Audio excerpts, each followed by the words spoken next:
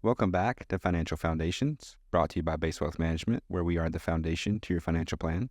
I'm your host, Dustin Taylor. I'm your co-host, Alex Wolfe, certified financial planner. And today we're going to talk about how much you can expect to spend in retirement. And that comes down to things like your lifestyle that you're going to have in retirement, Medicare costs and health costs, and other things like that.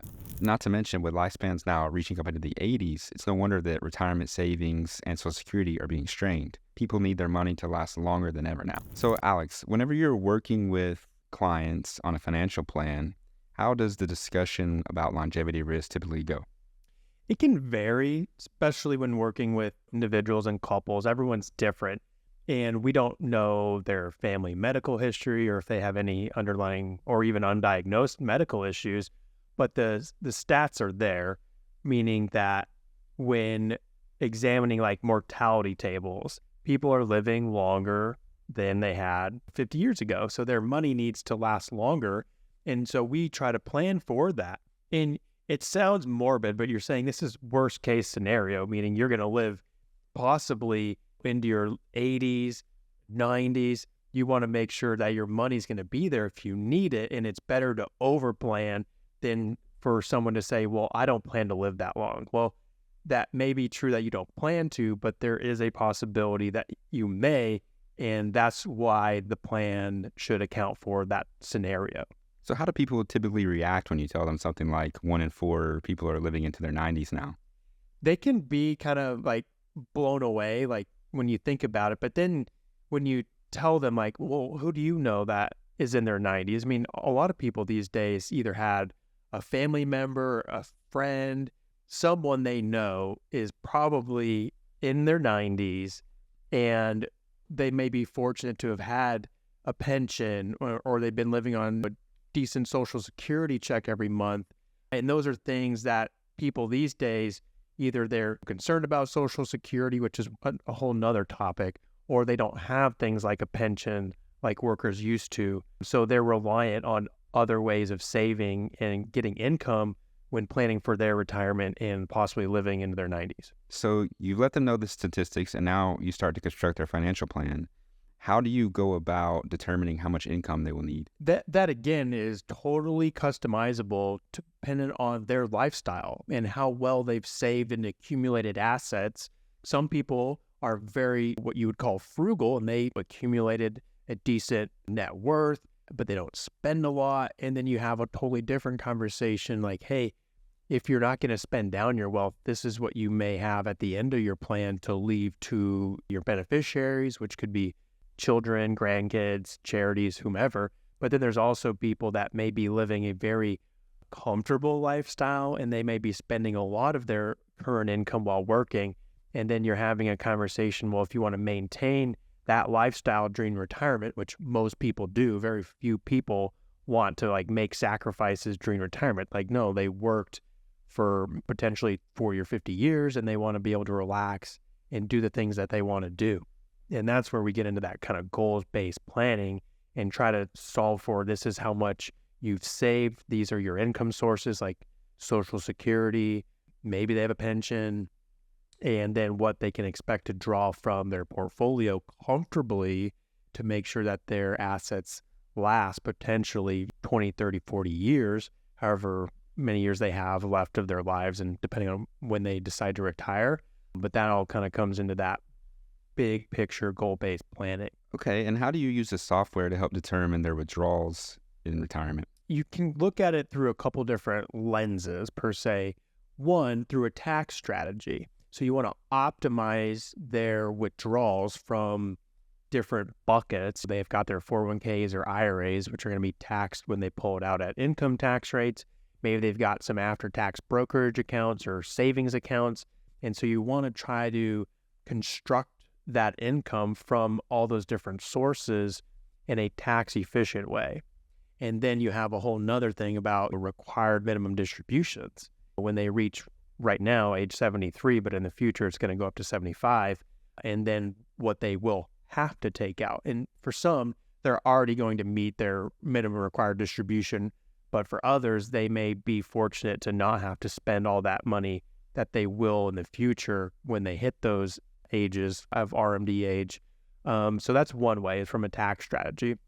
Two is optimizing their withdrawal rate, is figuring out what their guaranteed sources of income are, and then what that gap is that they'll need to withdraw from their investments, and making sure that each account is invested appropriately and maybe even in a tax efficient way if it's in a taxable account, and then where they should be trying to generate income from within each of those accounts in the overall portfolio.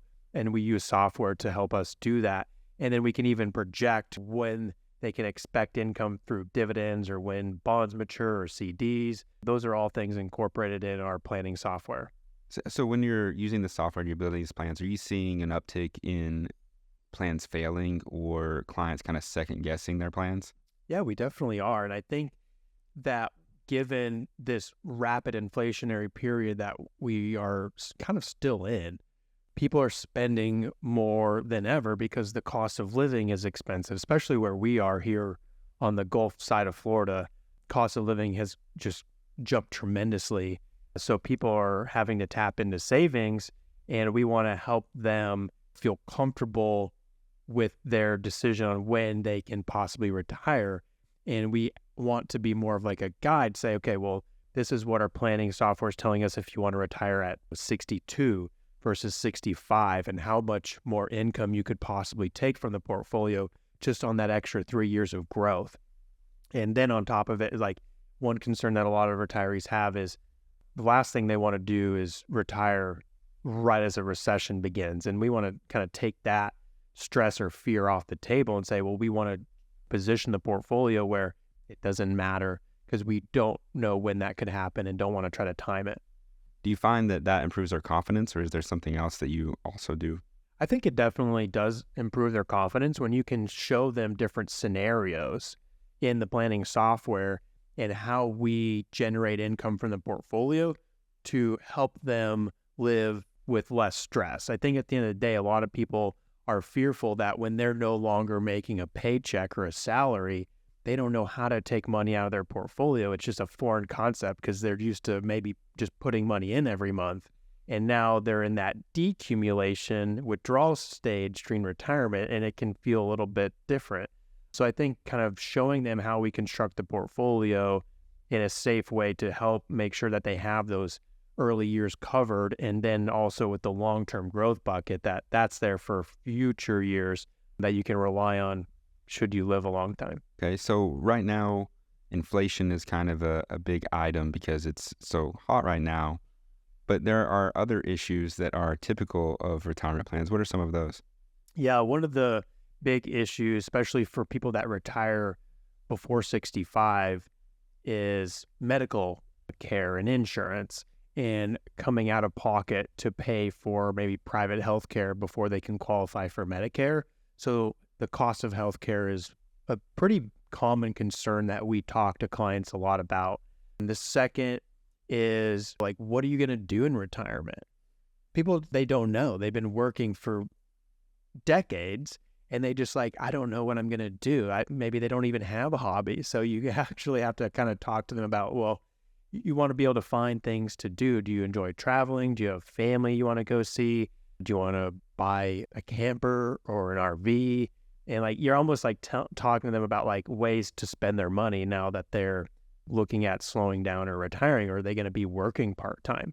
Some people in their plan, we've planned for them to work part-time as an extra income stream. And some are doing that just to fill time because they don't want to just do nothing and they don't know what they're going to do. And other people, maybe they need to help subsidize their income by working part-time. And that's something that we can incorporate in the plan too. So it's pretty staggering, especially now, what retirees can expect to spend. So what are their reactions whenever you tell them? Yeah, this is kind of a fascinating thing when you like show them what they're actually likely to spend during retirement over the course of 30 years, depending on what that actually comes out to, especially for like say like a couple who has $2 million and they're spending $150,000 in today's money per year. Over the rest of their lives, they will literally spend somewhere between $5 and $7 million when you factor in inflation on top of what they're spending now for 30 years. Like, they're like, well, I don't even have $7 million. But your portfolio is growing as it's invested as well. And you've got those other income sources like Social Security. Maybe you've got an annuity or something like that that's also growing with inflation, or you get cost of living adjustments. So when you show them like you're gonna spend $5 million over 30 years, they're like, that's crazy. I don't have that kind of money. But when you show them like how their portfolio will support that and what possibly could be left of their investments at the end of the plan, it gives them kind of a level of comfort. I feel like we can't talk about spending in retirement without at least touching on the 4% rule. Have you seen that be a cause of failing plan, or how is that incorporated now? It definitely can. And when you think about the 4% rule, where it fails is when you think about sequence of returns. So if you retire now and you have 3 years of a down market and you're withdrawing 4%, that is a huge detriment to your portfolio, which will take the rest of your lifetime really to recover than if you tried to do the same 4% withdrawal rule during a good market. You'll have two completely different outcomes. So what you want to do is use what we've talked about in previous podcasts and videos, is using the guardrails, where you actually are adjusting your income potentially depending on what the market's returning. And we use a income software that will show you what has to happen in the markets before you need to adjust your income. So that 4% rule generally is okay, but there are definitely scenarios where it will not work out as good as it sounds or seems. How do you start to position a client's investments as they approach retirement? That's a really big piece of the puzzle, is making sure that as they approach that retirement year or age, that you're starting to get some of the portfolio more conservative. Because the last thing you want to do is have their entire portfolio in growth stocks, and during that year that they retire, the market's down 20%. That's a lot less than ideal. So going into it, you want to start moving some of their early income needs, maybe a couple years worth of income, into laddered bonds or CDs or a high yield savings in some fashion or some combination of the two. So that way, when they need that money, they know it's going to be there, and they won't have to worry about what's happening in the stock market during those early years, where that's really critical time in their life. And they know that that money is going to be there, and trying to time the market is not advised. So I think that typically the big fear is running out of money in retirement. But I would say there are probably people like me who save at any time that they can, possibly to my own detriment, because I'm not enjoying things that I could be enjoying. So do you encounter other people who are over-prepared whenever you're creating their plan, and you actually can help them to live a little now in the moment by adjusting that for them? Yeah, we don't often do a lot of financial planning for people in their 30s. We do more like coaching or budgeting and things like that. But when you hit a certain age is when you start to kind of put the pen to paper and start drafting that initial financial plan. And you can show them, as what you're describing is like, this is how much you've saved. Like, you've done an incredible job, but you really can kind of take your foot off the pedal, because you're going to be over prepared or over saved. And then you'll be having to worry about like spending and taxes in the future, depending on what tax buckets they've saved money into in their different accounts, and then what their projected like end of plan assets are.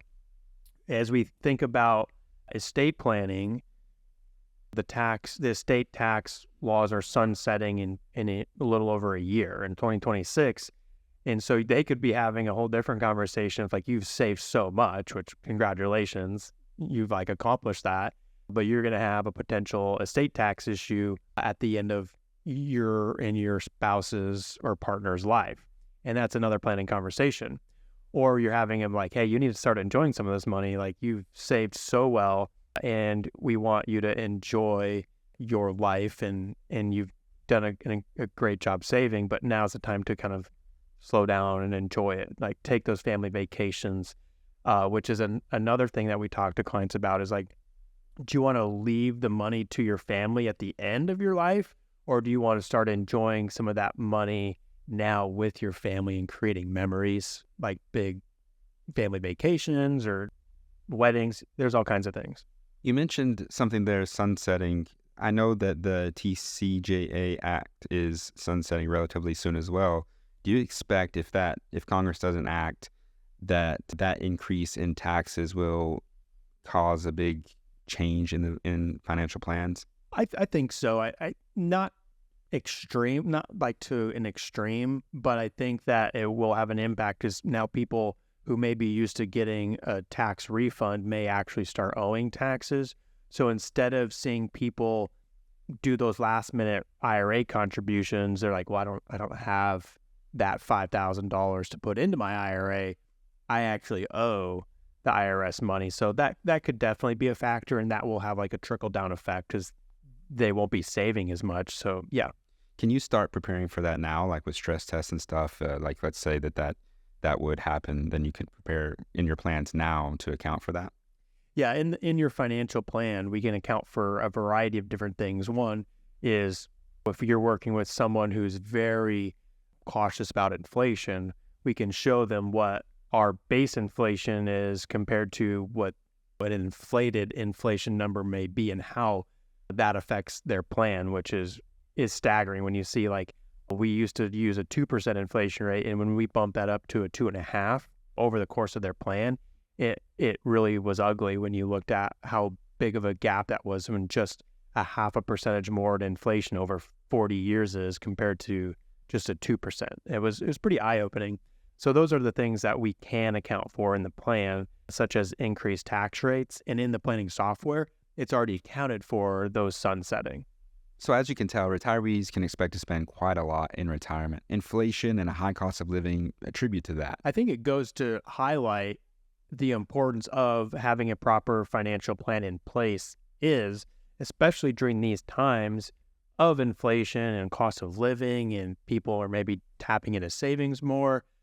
You really cannot prepare enough. And if you want to make sure that you can retire when you want to have these conversations sooner rather than later. Right. And so if you want more tips on how you can better prepare for retirement, then be sure to check out our website at basewealthmanagement.com. There are a ton of resources there, including podcast episodes, more videos, articles, and more. Also, be sure to tune in on your favorite podcast listening app where you can find our Financial Foundation podcast, which you're listening to right now. I'm Dustin Taylor. I'm Alex Wolfe. And happy listening.